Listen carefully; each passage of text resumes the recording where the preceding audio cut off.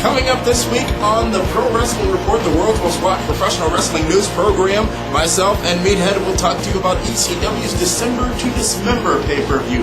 Was it really the dismemberment of ECW? Also, some departures from ECW.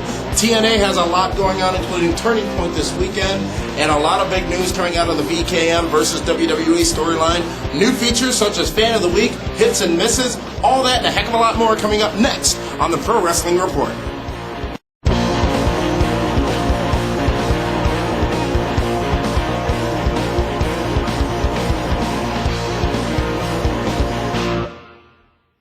Welcome, ladies and gentlemen, to the world's most watched professional wrestling news program.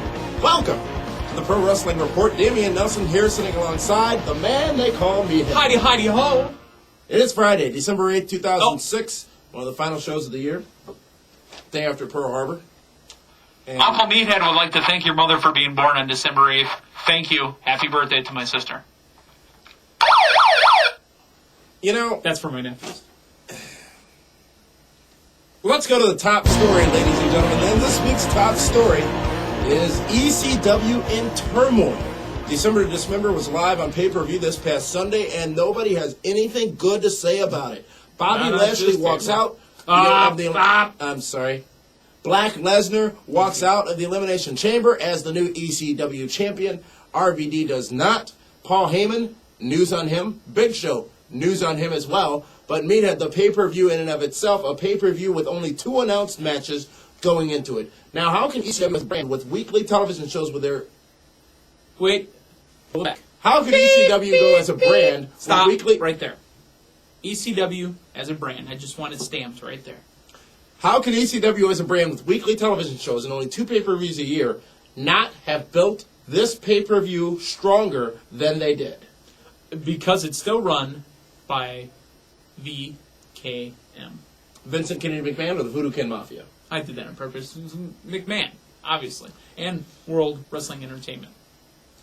A lot of opportunities were missed in regards to this particular pay-per-view. Not just one missed. of them was the fact that it was 1 week right after the Survivor Series. WWE, a sure thing with the Survivor Series, who many say failed to deliver as well. I disagree with that statement. ECW 1 week after, 1 week mega push, if you will, on the TV show with ECW pay-per-view. Wrestling fans are being just bombarded. I mean, the TNA pay-per-view was this week. I mean, remember back in the day... $40, $40, $30, yeah, $40. Remember back in the day when WCW, ECW, and WWF were running pay-per-views. There was times there were 7 pay-per-views in 8 weeks. Yeah. At $29.95, that's one thing maybe, but $40 for ECW? I think the people Come on. The cable companies are shutting a lot more people off nowadays. Oh, yeah. And you know what? We're trying to save money so we can get you the NFL Network. The show seemed to be very thrown together. Again, only 2 matches announced. The Elimination Chamber match, which Sabu was taken out of for reasons not fully specified, and replaced by Hardcore Holly, and then the tag match featuring people not even from ECW, which was the Hardys and Eminem. That shows just how weak the ECW brand is. Because you know what? Half of your show wasn't even with ECW talent. They had to bring people over. They had to bring over the Big Show. They had to bring over Black Lesnar. But the only ones that were not pure ECW assigned talent were the Hardys and Eminem. So 4 of 12, 15 people. They had to put Black Lesnar into the match. True. So then he became assigned ECW talent. Rumor has it that Paul Heyman had a different booking plan for the show. It was changed by WWE Creative and or Vince McMahon before the show, and Paul Heyman not very satisfied about that. You heard a couple of off-color comments. He cried about it after the show. And, the other thing that's being said is the reason only 2 matches were announced was Vince McMahon and WWE only wanted the Elimination Chamber featured. They didn't want anybody else to have to worry about any other matches, but it was all about the Extreme Elimination Chamber process that many say Vince McMahon will be using for future pay-per-views for WWE Raw and SmackDown, announcing 2 or 3 feature matches and the rest being a surprise. And I just don't see in any way, shape, or form how that's going to benefit anybody. That used to be the ECW pay-per-view style. I mean, think about it. How many matches were announced for ECW pay-per-views? Really? Most. Not all, but most. But, I mean, how many matches? Most of the time, you'd have somebody in the ring. You'd have just a mishmash run together. I mean, the only, pay-per-view matches that you knew were going to happen was Jerry Lynn versus RVD for the TV title. That happened every month, or every other month. I mean, not that they weren't great matches, but I mean, think about it. The Dudleys would come down in the ring, talk, and then there was just a bunch of stuff. Paul Heyman is out of ECW and WWE. As of Monday. As of his crying fit? Apparently a meeting occurred on Monday between the McMahons and Heyman was sent home. Because you know what? He was sent home because he probably voiced his opinion, which you got to give Paulie credit for. Paulie did not like... I mean, Paulie knows the show sucked. So how can you blame him? Done with both ECW and WWE. We don't know the status of his contract. Was he used as a scapegoat for the failure of the ECW? No, I think he pushed buttons and was told to leave. I mean, having watched Paulie Heyman, having brushed with greatness in the halls of the Eagles Ballroom with Paulie Heyman, this guy is a mad genius, but when he doesn't get his way, a la a Vince Russo maybe, a la a Eric Bischoff, get out of there. Paul Heyman, a staunch supporter of the new ECW, at least publicly. Publicly. A very strong supporter. Now, was Paul Heyman too old school, if you will, and not able to see the vision, which we don't know what that vision is, for ECW? For what Vince wanted? Yeah. Yeah, probably. And you know what? Whatever Vince wants, he's going to get. But whatever Vince wants, we don't understand. I mean, what the hell is it? We can talk about the vision of ECW. Nobody really knows what it is. We're told that it won't be the old ECW, but it's not the new ECW. I'm sorry, it's a new ECW, but what is the purpose of the new ECW? If it's not extreme, if we're not going to see the Extreme Rules matches regularly, what is it? Is it just another revenue stream for WWE? And if that's the case, who wins? Ding, ding, ding, ding, ding, ding, ding, ding. I've got it. It's a way to sign more talent to contracts, so therefore... You're just like WCW now. WWE. You're gonna hoard all the. You're gonna hoard all the talent. Let's think about talk this about for a stretch, George W. Let's think about this for a second, young Democrat. Let's think about this for a second. Wearing neutral colors this week. SmackDown seems to lose all these. Technically, they're named guys over to ECW. And but SmackDown's gotten better since they left. To be honest with you. In your opinion, ECW is just another way to keep talent under contract, make money off of them. How many how many talents does WWE currently contract now between Raw, SmackDown, ECW, OVW, Deep South? Oh my God, they're like WCW. I think they have, per last released information, about 105 performers on the contract. That includes referees and blah, blah, blah, blah, blah. Yeah, but that's just on the big show. No, that's across the board. They've developed an entire farm system now. And that's the question, and we'll talk about it again in the future on an edition of PWR Daily, but did they really need to recreate ECW, or would it have been smarter to take an OVW, which is a very, very solid indie organization, and established, and make that ECW? That's a great point. Where was I for that point? Probably with that megaphone thing somewhere. Yeah. Would that have been a better option? Because wrestling's hot in Kentucky. I mean, I don't know if you guys are from Kentucky. Anybody watching? We've got viewers from Kentucky. Okay, wrestling's hot down there. Wrestling is old school down there in Kentucky. I mean, that's pure grandma slapping you in the back of the head with her purse wrestling right there. Where the food tastes so good, make you want to slap your mama. That's right. I'm the greatest. Paul Heyman has seen success in essentially everywhere he's gone. As a manager in WCW, as a talent in WWE, as a booker in WWE. I'm sorry, a member of the creative team in WWE. Running ECW initially. Granted, there were some financial issues, but ultimately the product never suffered. And now, at least trying to lead the rebirth of ECW, the question that's out there is, if Paul Heyman has been granted a full release, is there a place for him in TNA? It won't happen, because I don't think he's been granted a full release. I think he's just been told to go home. They may be still paying him, but I highly doubt that Vince or the creative at WWE would allow Paulie to be free and clear of his contract to show up on another organization. And also, to be quite honest, Paulie, he's been successful, granted, but don't you think maybe he's burnt out on wrestling now?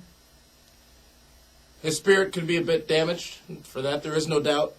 Do I believe that to be the case? No. Do I believe that he could bring something to TNA? Yes.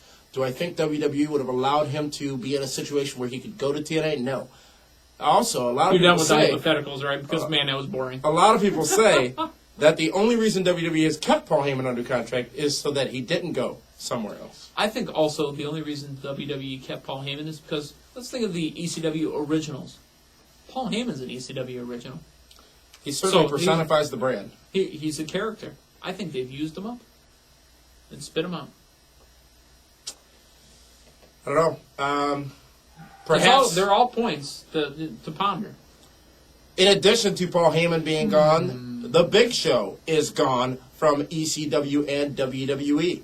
We speculated about it several weeks ago here in this program. Big Show, we knew was going to lose the Elimination Chamber match. I was the only one that didn't know that he was going to lose. I assumed he was going to win. And is now gone from WWE on hiatus, if you will. What does this do for the rumored matchup at WrestleMania 23? I never believed that rumor matchup. Hogan versus Big Giant. Show, yeah. Yeah, I never believed that. Well, if you want a Hogan versus Giant, Khali's not doing nothing. He's going to take time to rest himself and nurse his several injuries, some of which may require surgical procedures. I think Big Show really should sit out a good 6 months to a year. There's a place for him. He's been going nonstop for about the last 7 years since he was in WWE and the Debuted 3 in years 98, before that. yeah. Took time off to lose weight here and there when JR would call him fat. But Yeah, there was the one stint where he got sent down to OVW. that is true. Along with Mark Henry. But has still been going. Yeah, all this nonstop. time. He's been working the entire time. Just because you didn't see him on TV doesn't mean he wasn't working. Would a move to, and again, this is pure speculation, and we speculate only because you are speculating on the internet world, TNA for the Big Show? He'd have an instant place to wrestle Abyss. He'd have guys, Samoa Joe, Abyss. Yeah. Yeah, several opportunities would exist, but I think WWE learned a lot with Kurt Angle. But I don't think so. But I really they did don't the same think thing so. with Vince Russo and Ed Ferreira when they released them completely and fully. those, Different scenario, same situation. Yeah. It was a situation where WWE was put at a disadvantage because it appeared as if the competition was gaining from their loss. It appeared. It wasn't the case. Perception is 99% of everything. Okay. His return date is unknown. I look like I know what I'm talking about. The Big Show's return date is unknown. Now, the question is, what is the future of the ECW brand? Here's what we know. Linda McMahon on a recent conference call said that the brand is very successful. They said financially, that they did take away the house show tour because they didn't feel that doing the smaller venues was part of the building of the brand, and hopefully they'll be able to run larger venues down the road, is what Linda McMahon said. Remember, Linda McMahon speaks on the financial half of ECW, not the fan success, not the overall success of the brand. She's worried about the dollars and the cents. That's what the board pays her to do. It is also unknown at this time who will be writing and running ECW because the writer also, the lead writer who worked with Paul Heyman, was also let go from WWE. So we don't know who's running that show right now. One could assume it's Stephanie McMahon as she is the head of Who's creative. watching that show? Well, still about 2 million people. I think they're all just brainwashed WWE guys. I'm watching it too. And Are you I'm brainwashed? watching it. I'm watching it because I'm a broadcast journalist and I have to watch the show. But trust me, I'm fast forwarding a lot. The TV deal on the Sci-Fi Network runs through December of 2007. Now, what we don't know is if that's an exclusive deal for ECW on Sci-Fi or if it's WWE programming. Right, which they could have twisted, and they could. Maybe we could see the return of the Action Zone. I hope not. We should see the return of WCW, but that'll never happen. WWE will not walk away from the CCW concept so soon, in my opinion. It's been less than a year. No. It will not be another XFL. Vince does not like Correct. failure. WWE does not like failure. They've invested a lot of time, money, energy, and efforts into the CCW thing. I think they're going to make something work. I just don't know what it's going to be. Correct.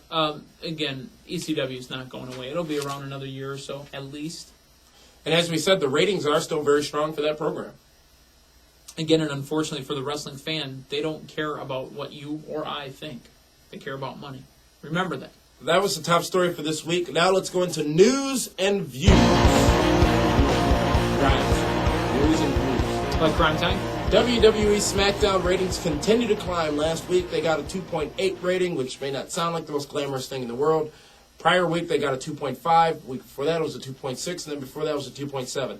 Experiencing growing ratings, or at least a trend of growing ratings, is SmackDown on the CW network. Now, the show, I've said, just like I said last week, has gotten watchable, has gotten good. And SmackDown is a wrestling program. Much less fluff on SmackDown than on fluffers. Raw. What? Fluff. Look at how shiny that is. Much less fluff on SmackDown than on Raw. Is this a winning formula, Meathead, to compare and make the two brands distinctly different? Never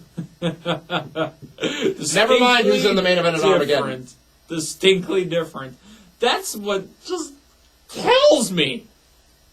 Cena or Eminem or whoever's going to be on every other show and just continually showing up. And by the way, does that mean Matt Hardy got traded over to Raw now? I mean, you may have missed it, as did everyone else, because it was never explained. But perhaps that's what happened. That's the whole thing. If you're going to make this a legitimate thing, make it legitimate. Say, and this was by the way, the reason why this. They don't even care anymore. Am I right?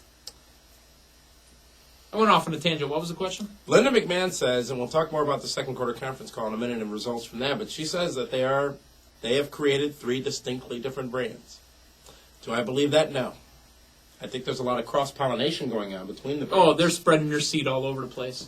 The show is getting better each week. I had this weekend once where I did that. The show is getting better each week, SmackDown. I think Michael Cole is, again, most underrated announcer out there. I think JBL's doing a phenomenal job. JBL is awful.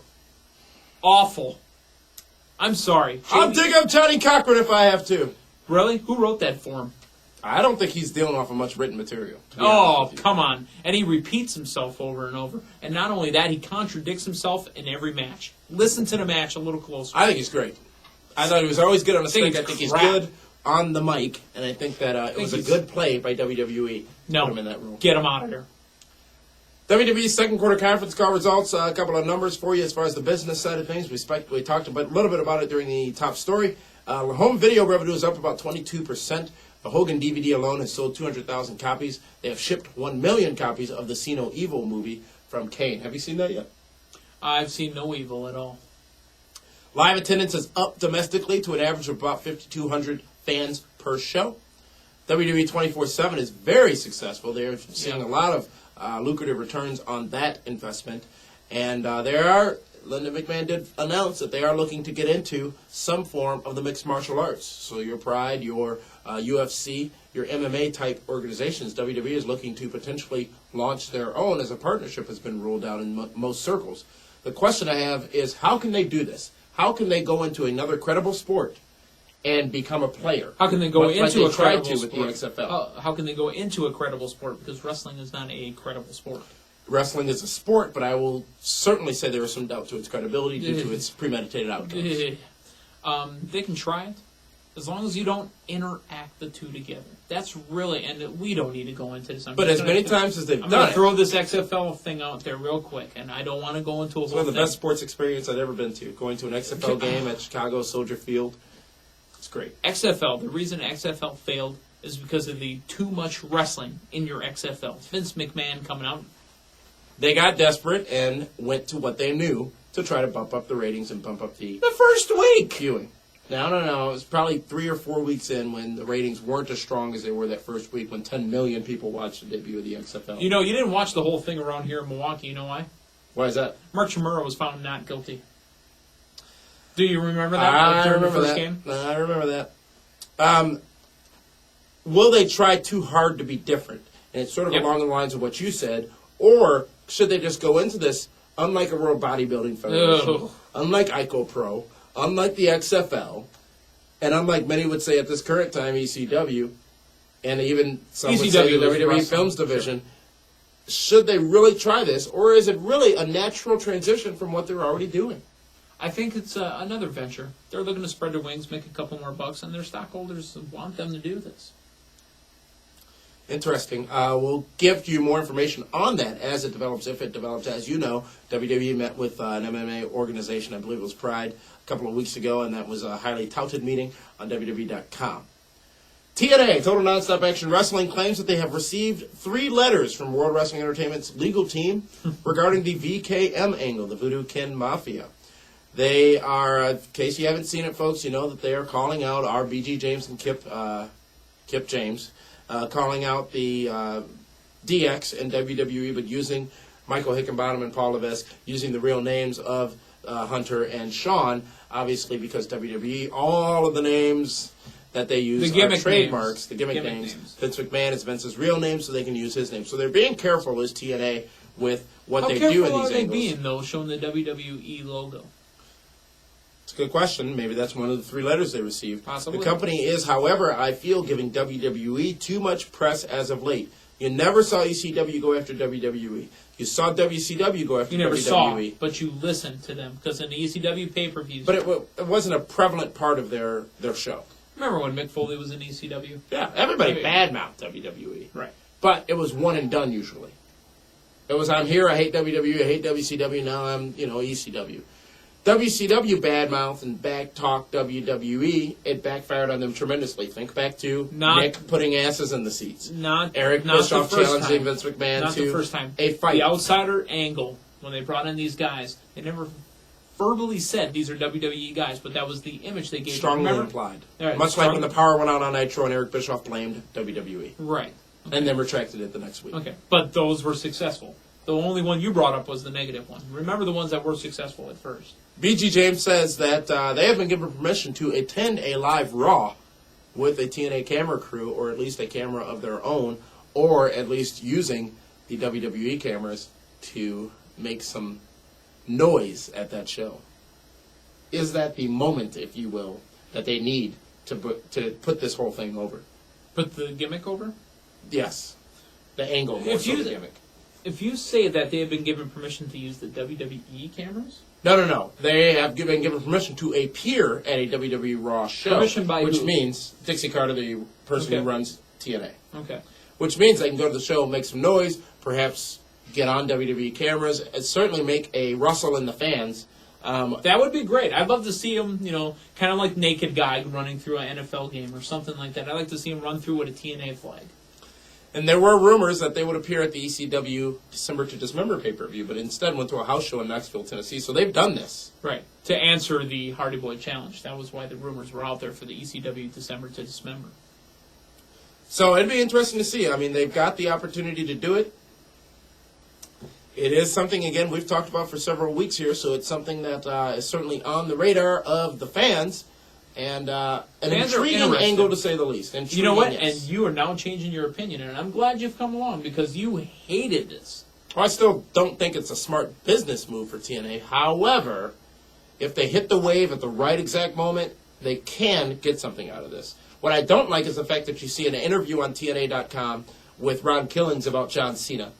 And you see all this WWE text being used. What I mean by that is referring specifically to WWE wrestlers, shows, and talent on their website. It, again, makes them look like, yes, they're the fighting underdog, but it also makes it clear that they are not number one in the industry. So TNA knows this. The fans know this, that they're not number one. You can't be a pompous ass when you don't have enough to be a pompous ass about. I think they could do it if they were more overall confident in their growth. They are, but you know what? They're not where they need to be. They know this. Fans realize this, and so they're still going to be the underdog poking at the big brother. Do you realize that Mr. Armstrong's brother, Brad Armstrong, is a referee with ECW? This week, because he's also been a SmackDown referee, too, and that's the whole brand thing, again. What ramifications might there be if they were to have shown up or show up at an ECW event with Raw? Give him a job in TNA. If that were to happen, TNA, they've got a big roster already. Speaking of referees, it appears as if World Wrestling Entertainment may have contacted Earl and Dave Hebner, who are working for TNA. July of 2005 was the date that Earl Hebner was released. A day later, Dave Hebner was released, who was a road agent, or if you remember the main event from 1998, the setup WrestleMania 4 or 5 or 4, I think. It was the setup 4 for the tournament. Andre the Giant. Andre beat... No, Ted DiBiase. No, Andre beat Ted. Andre beat Hogan, and Ted bought the belt from Andre. Yes. And then Tunney turned it all over, or whatever. And that's when we saw the two wrestlers. Hogan beat up a referee, but you all cheered him. You know what was great about that main event? It was supposed to be Mike Tyson as a special guest referee. Mike last week got knocked the hell out, so they put in James Buster Douglas. Little did we know, 10 years later, Mike Tyson would be at a WrestleMania. Yeah. But be that as it may, the meeting has been set apparently with Vince McMahon. We don't know what the meeting's about. He wants his money back. Both of them, and yes, that's indeed the reason they were released, for allegedly selling bootleg merchandise at a store that they own. Both say that they did not know that the merchandise was in the store because they were part owners of it. But be that as it may, both of them are heavily involved in TNA's association with UWF and putting on TNA touring events. So they may not be inclined to leave. And heck, good schedule, good pay. Maybe they've seen that the grass is greener on the other side. Or in the sunny state of Florida. TNA may consider running an upcoming show, whether it be a house show or pay-per-view, we don't know, in a border town, potentially Laredo, Texas, to capitalize on the heat of LAX. That would be great. I'd really like to see that. And again, maybe they'd have to have a door in the floor to let in most of the people, right? Yeah. Well, I mean, he's out on entry. Maybe he could sneak in too. Ray? I think he's in this cup now. Yeah. That'd be a great, WCW back in the day obviously was able to capitalize a lot on the luchadors, the cruiserweight division, and really what blew up the cruiserweights and the light heavyweights for wrestling in general. I think that's a good idea. I think it's a real good idea. TNA presents Turning Point, the third pay-per-view of the month. I'm sorry, the second pay-per-view of the month. This Sunday, it will be available on Dish Network, unlike the previous pay-per-view Genesis.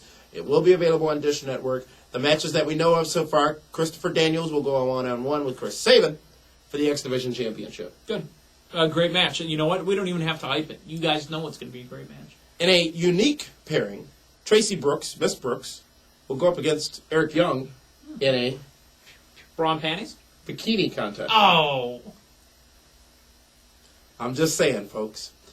And then it is Kurt Angle versus Samoa Joe, Part 2. Okay. This ain't the end, though. This definitely is not the end at all. The agreement was that they were going to watch each other's back. No touching until the pay-per-view. Yeah. It's still there. And then the main event, it's Sting versus Christian Cage versus Abyss for the NWA Championship. Abyss, the champion going in. I think, if not Christian Cage, Abyss walks away with that belt. It won't be Sting. It can't be Sting. Care to make it interesting? I will say one shiny ducat. Mortimer. How about a Sacagawea? That's the news and views. Now let's go to a new segment here on Pro Wrestling Report. It's Fan of the Week. We take a look at your emails and your correspondence with us. We pick one of you to become the Fan of the Week. And this week, our first Fan of the Week is Paul from Branbury, Oxfordshire, England. And we'll let me to start this so I can nurse my cold. I tried to keep this short, but it turned out it wasn't that easy. LOL. And the internet laugh out loud. Laugh out loud. But was he really laughing out loud? I was a huge fan of British wrestling in the 80s, Big Daddy and Giant Haystacks, but it took me a while to warm up to U.S. wrestling, and now I've been a fan for around 7 years. I recently came across Damian Nelson's interview with Roddy Piper, which I think was awesome. Then I came onto the weekly reports from the site forum. Great stuff, guys. Keep up the good work. The question. Number one. I know that WCW was thrown out at the time by the network it was on, and ECW is probably around because Paul Heyman is with WWE. But why do you think, because you were with the company, that Vince did not bring back WCW instead of ECW? I have an answer for this. I was hoping you did. The brand is dead. WCW dead or DEAD dead? WCW cannot make money. Vince ran it into the ground, and actually, before Vince ran it into the ground, Eric Bischoff, Time Warner Cable, Fusion Media, Time Warner Incorporated, AOL, whatever you want to call it, ran it into the ground, made it unprofitable. They took everything that was making money and let it stop making money. Question 2. Do you plan to bring, or have you thought about releasing a printed version of PWR Report as a magazine? Damian Nelson. No, we have not. However, we do have a brand new PWR newsletter that you can sign up for on the site, pwrshow.com, and sign up for our monthly newsletter, which will be similar to a magazine format that you all can get for absolutely free. Outstanding. See, we're right on the same page as you all, the viewers. Wasn't there more? No, I read it all. Oh. Again, that's Paul from Branbury, Oxfordshire, England. That is actually across the pond. Thank you very much. He is our Fan of the Week for this week. Keep those emails coming, folks. We'll be selecting one of you each week to be our Fan of the Week. Now let's move into Hits and Misses, another new segment. Big 3 hits and 3 misses from the TV presented by professional wrestling organizations this past week. And I've got 3 hits, the first of which is Kitty! Returns to Raw. Does he not make a great addition to Team Rated RKO? Even though he was left in the ring and destroyed at the end, but... It's the right spot for him. Thank you. If there's a spot anywhere on Raw, that was the spot. Because, it's a hot angle. It's actually top of the card. Put him in. Instant kind of success. bring him up along. And he had a nice shirt on. It looks like one I had. The second hit, right, down with the sleeves on that one. Shelton Benjamin and Charlie Haas reunited, and it feels so I don't know if it feels so good for Shelton Benjamin. Why not? Because he had Charlie Haas jumping up and down all over him, and Shelton wasn't feeling it. Well, he'll come around. Booker T and Sharmell on last week's SmackDown is the third hit of the week, in my opinion. Sharmell still yelling, "All hail King Booker," but with a pissed off black woman. All hail King Booker! And Booker just angry. God, those two are just great in their roles, and I hope that we get to see just much, much more of that. I hope not. However, there were several misses last week. The first of which was ECW's December to Dismember pay-per-view, abysmal, one of the worst pay-per-view offerings from WWE in history. Ooh. Number 2, the release of Paul Heyman was another miss. And VKM, Voodoo Kid Mafia rather, not going to the ECW show, I think was a miss this past week. We heard a very distinct TNA chant during that pay-per-view. Those fans were upset. They were angry. They didn't like what they were seeing. Having those two in the building, causing a ruckus, would have been that much better for TNA. It was a missed opportunity, I think. Those are your hits and misses from this week, ladies and gentlemen. A couple points about the show, a couple show news notes. We do have a new question and answer segment available in the forums. You can send a question to myself, Meathead, or Frank Cosentino, and we'll answer them on the PWR forum. Also, we do have a new chat area on the Pro Wrestling Report website. We've got a chat room. If you're over 18... thank you very much for making that point. We don't need Dateline NBC visiting you. I'm sorry, you visiting them. So let me ask you, are you typing on there as WCW Meatball? It's Meathead! We encourage you to hop on into those chat rooms during wrestling television programs, Raw, SmackDown, TNA, ECW, and pay-per-views, and interact with us live. We'll be logging on as well, at least one of us from the show, to be with you as you endure or enjoy the wrestling shows that are available online. The PWR honors are coming soon. They are December 29th, 2006. And you can tune in on Wednesday's edition of PWR Daily to get all the information about voting so far. Some very close contests with over 7,000 votes tallied so far for the PWR Get over there and vote. honors. And as I said before, during our Fan of the Week segment, PWR newsletter is now available. You can go ahead and sign up on the site. It is free. It costs you nothing. You will not get spam. Sign up for the PWR newsletter, and we will bring you a monthly news magazine format. You got to be over 18 to spam. With that being said, ladies and gentlemen, we will see you next week right here on the Pro Wrestling Report. For the man they call Meathead, I am Damian Nelson. Thanks for tuning in to the Pro Wrestling Report. See you soon.